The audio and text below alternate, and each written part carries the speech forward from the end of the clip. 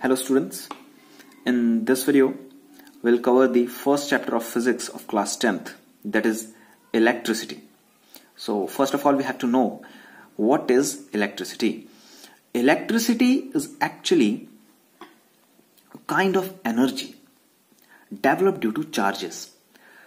So what is electricity? Electricity is actually a kind of energy developed due to charges. Now the question arises, what is charge? So here is a definition of charge.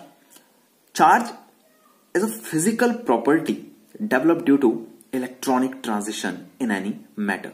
So it is a physical property and it is developed due to electronic transition. So here is a term, electronic transition. So this term is developing the physical property called charges, and charges developed electricity. So we have to know what is electronic transition. So let's see. So let's consider that we have any neutral atom. In case of any neutral atom, number of protons are always equals to number of electrons. And this ratio is actually 1:1. Number of protons, whenever number of protons are equal to number of electrons, our atom is electrically neutral. But what happens if any electron goes outside from the atom or any additional electrons comes inside? What happens in these cases?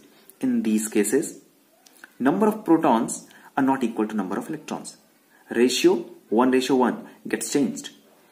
So in the first case, when any electron goes outside, number of protons becomes greater than number of electrons and our atom is called positively charged. So now it is not electrically neutral, it gets positively charged.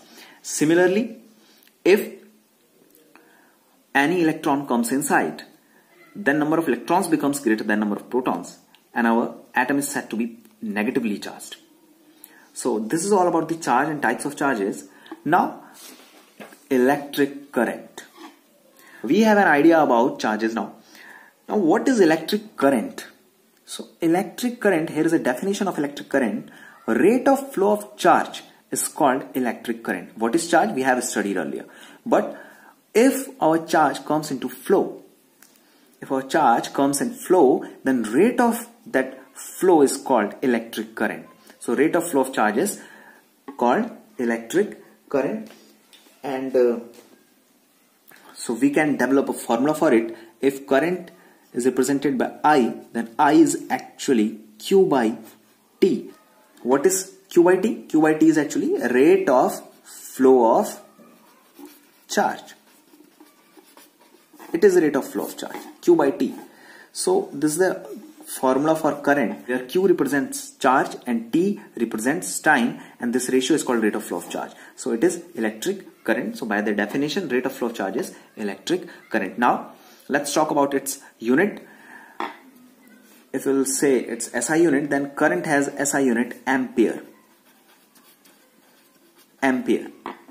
Or in MKS system, you can also say coulomb per second. What is coulomb? Coulomb is a unit of charge and second is a unit of time. So current will have coulomb per second. So this is also the unit of current, and more generally it is called ampere.